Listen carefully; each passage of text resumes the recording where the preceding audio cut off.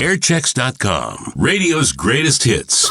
80s vinyl at 8. The Time Machine. WBLQ Westerly, W276DF Westerly. Now, another hour of the WBLQ Time Machine on Stereo 1230 and 103.1 FM. Just about 9 o'clock with Steve West. How you doing? We got a lot of good music this hour. Me, Bob, Dave, we're all here. Of course, I think Bob and Dave went down to make some popcorn, or maybe they sat in front of the TV with the girls. I'm left alone in the studio. I don't know. Simply Red's coming up this hour. Also, the Marvelettes. Here is War. Stereo 1230, 103.1 FM.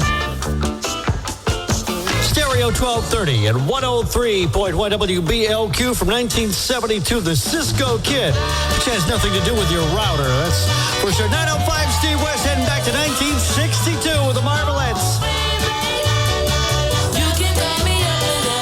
The most music, WBLQ. Simply Red. Yeah, they had another hit in 1989 on Stereo 1230 and 103.1 WBLQ. It's the Friday Night Time Machine. Normally, it's just an up-tempo, having fun Friday night. Tonight, it's New Year's Eve, and there's a lot going on, a lot not going on around the country today. With COVID-19, causing a lot of cancellations. But the fireworks are on in New York, and some other places like Chicago are having them, but a lot of places are not. If you happen to have friends that went to Atlanta to watch them down there, no, they're canceled too. Anyway, our show is on, so that's good. Coming up after the break, it is a mystery phone call. Hang on for that and more. More of the Time Machine next on Stereo 1230 WBLQ. Make your new... We are WNBC, the best music, WBLQ. All right, time is 9:14. Steve West here. I have something special in just a moment. We're going to pick up the telephone and call Hawaii. You'll find out why in just a moment. Doobie Brothers. Stereo 1230 and 103.1 WBLQ with the Doobie Brothers. And What a Fool Believes. It's 9:17 with Steve West. How are you this evening? Are you pumped up for the new year, which is, we're down to 3 hours and, 3 hours and 40 minutes, give or take. I can't wait till the ball drops. Are they even? Yeah, they are dropping the ball. Yeah, that's right. All right, Bob, let's get on the phone here. Let's ring up Hawaii. Let's see if he answers the phone. Hello there. How you doing, Dale? Just laughing and scratching, as they say. Don't have fleas, though. Yeah. Of course, I'm at the age where it's mostly scratching. Oh. How's everything in Hawaii? Going great. It's it's raining today, but that's good. It'll keep the fireworks from going off too loud in the neighborhood. Here we are on the WBLQ Time Machine, and for the benefit of our listeners who probably don't know who I'm talking to, without the man we have on the phone now, there would be no Time Machine. And this man's name is Dale Parsons. Dale, why don't you get the sono. I love it. Why don't you tell everybody what's your claim to fame? Gosh, I always wanted to be in radio. From the time I was, maybe 4 or 5 years old, I was going around the house, talking into toilet paper tubes and stuff like that. Oh, you too. And then, my parents got me this thing called a Caravel. It's made by Remco. And in fact, Rush Limbaugh got one too. And that's how he got started. Oh. It was a little AM transmitter, and it had Morse code and all that stuff, but it had a microphone, and you could actually talk on the AM radio. And so I hooked up a little studio in my bedroom, and I was broadcasting, all over 2 or 3 houses in the neighborhood. That was about as far as it went. You were broadcasting to the living room. That's right. And then my brother and I, we got one of these, it was Lafayette Radio Supply. it was an FM guitar module that you would put on guitars to broadcast your guitar over the FM to get it to go to another speaker. And so we hooked that up, and we had that running pretty good. So we had an AM and an FM station in the house. Well, I guess maybe about 3 years later, we moved to another house that was up on top of a hill. Now, this was in Newport News, Virginia.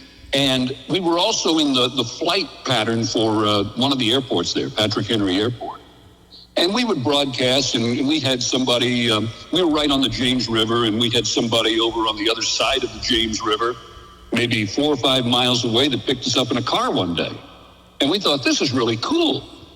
So one afternoon, my mother's looking out the back window from the kitchen, and she sees this truck coming down the street with all kinds of antennas on. And she came upstairs to the bedroom there and said, what's this truck? And I looked, and I immediately knew it was the FCC. I knew it. So the broadcasts ended right there. And oh, wow. Before they got to the door, we went off. They couldn't figure out exactly where they were going after that. We didn't come back on. But apparently, from what I found out later on, we were interfering with some of the airplanes that were coming across toward the airport. Oh, so, yeah, that'll do it. Yeah. Wow. But I used to hang out at radio stations all the time. I was a real pest. Our station where I grew up, the big station was WGH. Right. And they had this large trailer that they had a full remote studio in. It was exactly what they had in the main studio. And they would take this thing around there, all kinds of places. And my dad at the time worked for a place called Casey Chevrolet. And Casey was one of their big advertisers. So that trailer was out there every Friday and Saturday. And I would, after school, go by and hang out the window, by the window there and stare at them. And eventually one of the guys, Gene Loving, let me in. And I never said anything. He said, he told me later, he said, you never said a word. He said, you just stared. And I did. I just stared the whole time at what he was doing, figuring out what it was. Well, after a couple of years of staring at him, one day I'm sitting in there, and the news came on live at 55. And he said, I've got to go in and get something to drink. He said, you sit up here, and he said, if I don't make it back in time, you start the jingle, the ID out of the news, and then you hit the record. He said, you know how to do all that? I said, yeah. So I sat there, and cars were driving by, and they're blowing their horns, and I'm waving at them. Well, this is cool. I'm like 15 years old. And the news was starting to end, and I looked back through the window, and he was starting to come out, and he had his drink in his hand. And he looked up at me and turned around and walked back in and let me run the whole thing going out of the news. And I thought, this is cool. So I was hooked early. So you can blame him for this. That's right. And he wrote a great book, by the way. It's called The Loving Life. If you see it on Amazon or anything, get it. Because he spent a lot of time with the Beatles and all kinds of stuff. He had a promotion company, and he was just something else. And now he owns radio and TV stations all around the country. That's amazing. And I've heard, and I have seen a lot about Gene Loving as the guy instrumental in a lot of 1310 WGH stuff down in the Tidewater area back in the day. Right. Yeah. Right. In fact, he owns the station now. So I guess fast forward, you got to WNBC in what year? Let's see. I was working at WTAR in Norfolk, and it was my birthday. And I saw this ad in Radio and Records saying that WNBC had a new general manager, John Hayes, and he was looking for a program director. They hadn't had one for about 9 months when Kevin Matheny left WNBC to go over and help start VH1. And I thought, well, shoot, I'll send him a letter. So I sent a letter, nice little letter and everything. And about a week later, he calls. And we talked on the phone. And he said, well, you'd like to come up for an interview? I said, sure. Now, that was in October of 84. And I went up for maybe 4 or 5 interviews. I think everybody in Rockefeller Plaza interviewed me at one time or another, including Janie, the cleaning lady. And I finally got a call from John. I guess it was about the first part of December. And he says, want to come to work here? I said, yeah, sure. So I did. And by the first of the year, I was there. I started around the first part of 1985. What a great station it was, too. For a long time, they had a pretty much flat-out top 40 format going into 85. Didn't it kind of fall apart, though, after Howard Stern left? Well, the plan was, when I got there, it was Imus, Frank Reed was doing middays, and then Howard was doing afternoons. And we decided that we wanted to go more entertainment-based, heavy entertainment-based all day long. So that's when we brought in Soupy Sales. John and I were sitting in his office one day, and he brought in this ad from the bottom line saying Soupy Sales is going to be appearing. So he said, what do you think about Soupy for middays? And I said, well, let's talk to him. So we did. We had lunch about a week later with his manager at one of the restaurants down at the bottom of 30 Rock. And the waiter came over, and we're asking him what the specials are. And Soupy says, excuse me, sir, but do you have frog's leg? And the guy said, well, yes, we do. He said, well, wear long pants and no one will notice. And I said, okay, that's it. We're hiring. Yeah, exactly. He was big on television before, in radio in the beginning, but I forget. I seem to recall watching him on TV as a kid. Oh, he had a TV show that was just unbelievable, the guests that he had. He's the only person in the world I know of who ever threw a pie in Frank Sinatra's face and lived. Well, Frank knew where the audience was. On his show. Oh. The whole Rat Pack was on his show. He even had Judy Garland. Wow. And it was a kid's show. He had this White Fang, which was this paw you would see off screen. And White Fang was a dog, talk like that.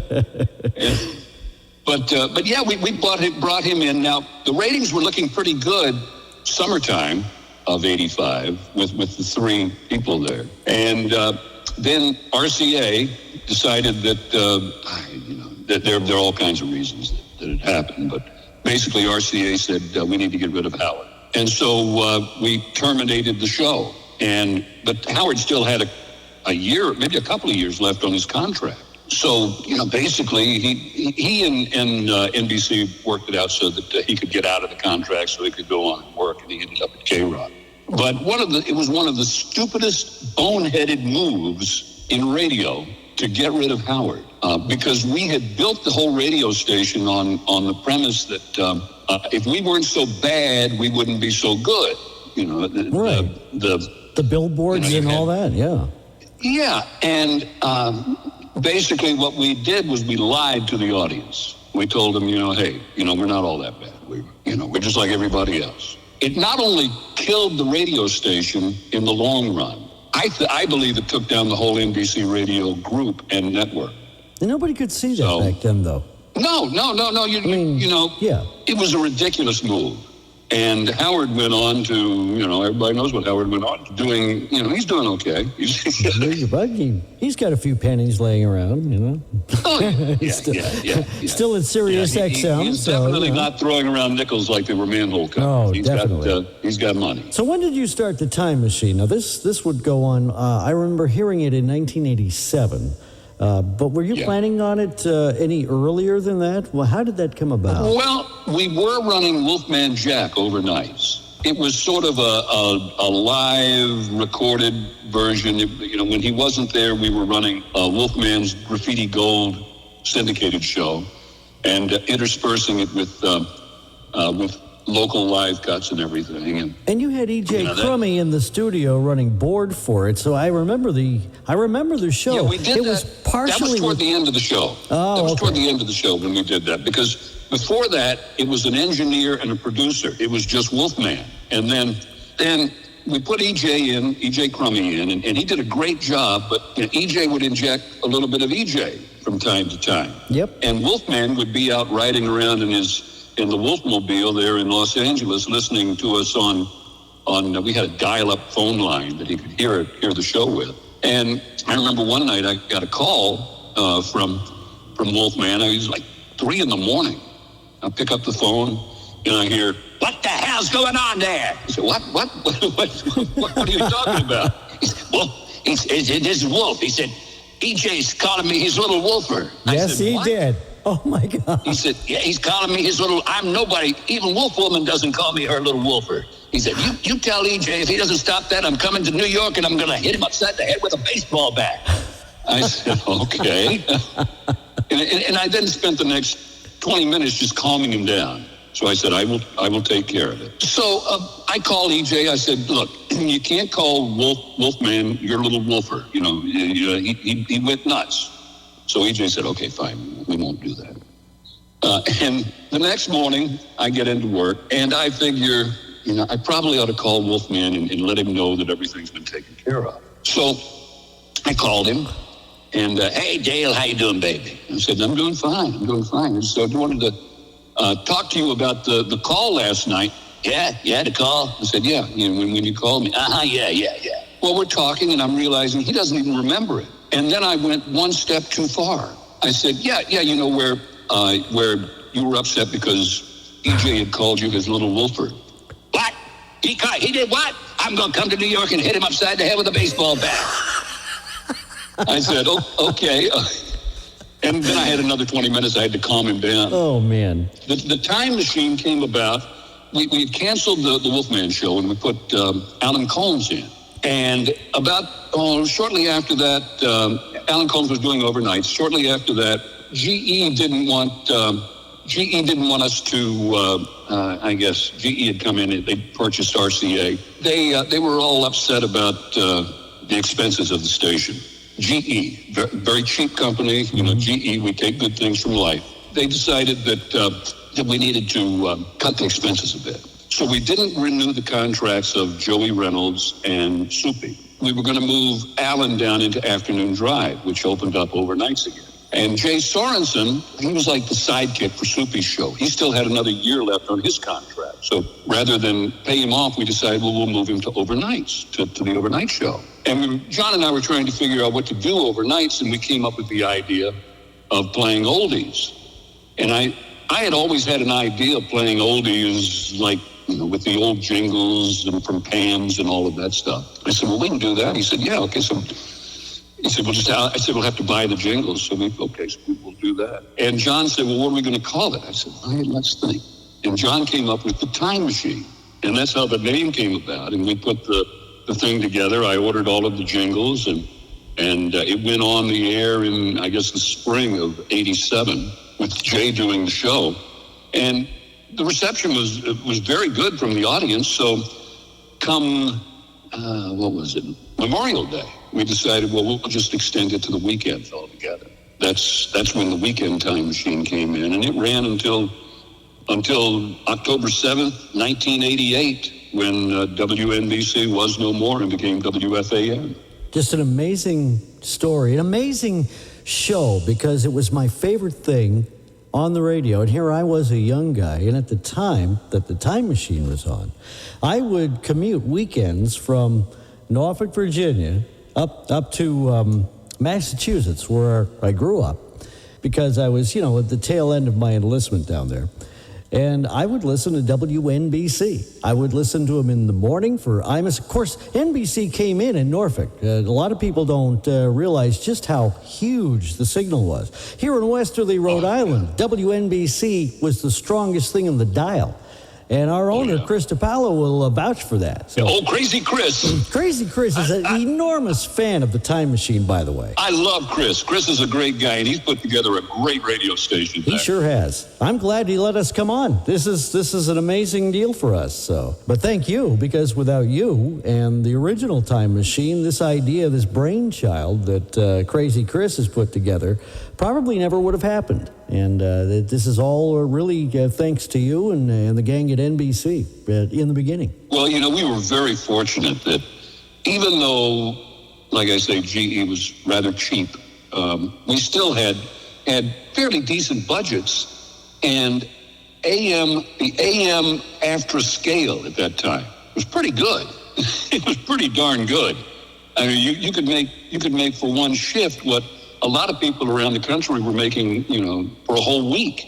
That was the least we could pay. So we were able to get some great talent in there. We had, of course, Jay, and then we had the real Bob James, who was just unbelievable. He Dan was. Taylor, of course. Here's something. You had a Larry Scott and, what was it, Jack Scott? There were two Scotts Jack that I remember. Scott. Jack Scott. Jack Scott. Yes. Jack was working at WYNY, and when they went country, he needed someplace to go, so he came over and worked for us on the weekends. I think he did 2 weekend shifts and was making pretty good money.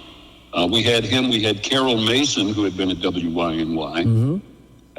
We had, of course, Dan Taylor. Some of the other people that we had at Dan Taylor. Dan Taylor was just phenomenal. Remembered him from his days at WHN playing country music. That was an amazing thing. Yeah. I mean, he's one of the guys that when he was 18 years old, he was working in New York City radio. We had Jim Collins. Jim Collins was now he's passed on. Yep. But what a great guy, a great talent he was. He did great things years before at WPGC in Washington. Tremendous talent. We were just so fortunate to have those people. I had a great budget for jingles and things like that, and we were able to. We had that reverb unit. It was a plate reverb that was 4 feet high and 6 or 7 feet long. It was sitting in one of the storage closets there at 30 Rock, and we had the engineering staff take it out to the transmitter at High Island, and they planted it out there and put it in. We were also fortunate that we had a great engineering staff, especially the board operators. The maintenance guy, Gary Blau, was just excellent. The sound of the station was great. And you guys were in AM stereo, which interestingly enough, you were using the con system, which almost nobody had a receiver for. But Gary Blau recorded a whole bunch of recordings of NBC in stereo, which I have a bunch of them, by the way. And he's passed on now, too. And unfortunately, we don't know. He recorded a whole lot more than we got our hands on. But nobody knows where they are, so. And the quality of those things is unreal. It sure is. You know, Mike Bach before him was excellent, too. Mike did a lot of the rebuild of the studios and brought WNBC engineering-wise into the 20th century. We are running short on time. We got commercials to play, unfortunately. But, fortunately. Yes, exactly. I corrected myself. We need the money. Happy New Year to you. Got any New Year's resolutions before I cut you off? Let's see. To wake up New Year's Day. That is a great resolution. Anytime you wake up this side of the grass, it is a definite good day, especially at our age. That's right. You need to come out to Hawaii. Come out to Hawaii and visit it. Listen, I'm going to drag Bob Gilmore, and we're gonna fly out at some point this year, I think. That's good. Now I'm going to do a shameless plug here for what you do when you get out here. You come by and visit.